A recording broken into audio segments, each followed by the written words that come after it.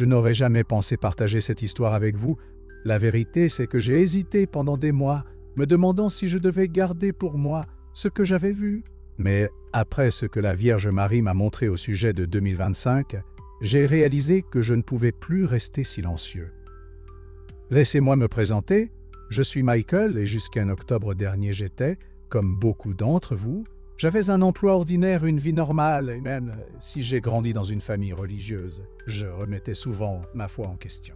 Vous savez ce sentiment, quand vous êtes allongé dans le noir, vous demandant s'il y a quelque chose de plus, c'était moi chaque jour. Mais tout a changé cette nuit pluvieuse d'octobre. Je rentrais chez moi tard, les routes glissantes sous la pluie, quand soudain, avez-vous déjà eu ce moment où le temps semble ralentir? Ma voiture a commencé à déraper. Je me souviens du crissement du métal, de l'éclair des phares, puis la paix, une paix inexplicable et écrasante. Les médecins m'ont dit plus tard que j'étais cliniquement mort pendant plusieurs minutes. Mais ce qu'ils ne savent pas, ce que je n'ai pas beaucoup dit jusqu'à présent, c'est ce qui s'est passé pendant ces minutes, parce que ces minutes n'étaient pas des minutes du tout. C'était une éternité. Et dans cette éternité, j'ai vécu quelque chose qui ébranlerait les fondements même de mes croyances. Je me suis retrouvé dans un endroit, non, ce n'est pas tout à fait ça. Ce n'était pas juste un endroit, c'était un royaume de lumière pure où le temps semblait s'être arrêté. Et là, dans cet espace radieux, je l'ai vu, la Vierge Marie. Je sais à quel point cela sonne, croyez-moi. Si quelqu'un m'avait raconté cette histoire il y a 1 an, j'aurais été sceptique aussi, mais il n'y a pas d'erreur sur ce que j'ai vu. Elle n'a pas parlé, pas comme nous pensons parler. C'était comme si sa présence elle-même communiquait directement avec mon âme. L'amour et la compassion que j'ai ressentis, c'était incomparable à tout ce que j'avais déjà vécu, mais avec cet amour est venue une autre chose. Un message, un avertissement sur ce qui s'en vient en 2025. Et c'est là que les choses deviennent difficiles à partager, parce que ce qu'elle m'a montré n'était pas juste un aperçu du futur, c'était une série d'événements qui, si nous n'agissons pas maintenant, pourraient changer tout ce que nous savons de notre monde. À partir du 1er juin 2025, elle m'a montré des visions de pénurie d'eau sans précédent, notamment dans le sud-ouest américain et le sud de l'Europe.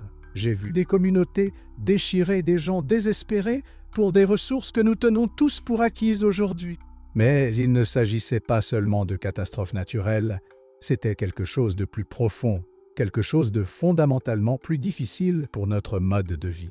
Elle m'a révélé la montée d'un leader en Europe de l'Est, quelqu'un qui mettrait en œuvre des restrictions sévères sur les libertés personnelles. J'ai vu des foules dans les rues protestant contre des changements qu'ils n'auraient jamais cru possibles de leur vivant. La crise environnementale à laquelle nous faisons face, elle est sur le point d'atteindre un point de basculement auquel peu sont préparés. Mais voici la chose, et c'est crucial. Elle ne m'a pas montré ses visions pour instiller la peur. Elle me les a montrées parce qu'il est encore temps d'agir, encore temps de changer de cap. Le message ne concernait pas seulement les défis à venir. Il s'agissait de la manière dont nous pouvons les affronter ensemble. Lorsque je me suis réveillé dans ce lit de soins intensifs, tout était différent. Les médecins étaient émerveillés par ma guérison, mais ils ne pouvaient pas voir le profond changement qui s'était opéré en moi. Comment expliquer à quelqu'un que vous avez été touché par le avez été touché divin, que vous avez reçu un message si important qu'il pourrait affecter des millions de vies? J'ai passé des mois à réfléchir à tout ce que j'ai vu, tout ce que j'ai ressenti dans ce royaume de lumière. Et j'en suis venu à comprendre que ce message n'est pas seulement une préparation à la catastrophe. Il s'agit de raviver notre foi les uns dans les autres, dans notre capacité à nous unir lorsque les temps deviennent durs. Vous vous demandez peut-être pourquoi je partage cela maintenant. La vérité, c'est que je ressens une responsabilité, non une obligation de transmettre ce que j'ai appris. Nous n'avons pas à faire face à ces défis seuls. Le message de la Vierge Marie ne concernait pas seulement un avertissement, il s'agissait de nous rappeler notre capacité à l'unité, à la compassion, à l'amour face à l'adversité. Alors, je vous demande, oui, vous qui regardez cela en ce moment, de prendre un moment et de réfléchir que pouvez-vous faire aujourd'hui pour renforcer votre communauté? Comment pouvez-vous vous préparer spirituellement et pratiquement aux défis à venir? Le moment d'agir n'est pas quand la crise frappe, C'est maintenant dans ces moments de paix qui nous restent encore. Je sais que ce message peut être difficile à entendre. Croyez-moi, ce n'était pas facile à partager. Mais si j'ai appris une chose de mon expérience, c'est que l'espoir existe même dans nos moments les plus sombres.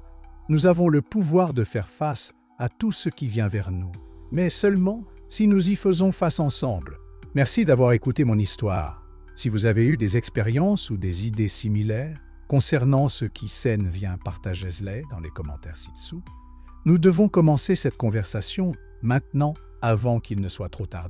Rappelez-vous, ce que j'ai vu n'était pas seulement un avertissement, c'était un appel à l'action, un rappel que notre foi, les uns dans les autres, pourrait être ce qui nous sauvera, finalement.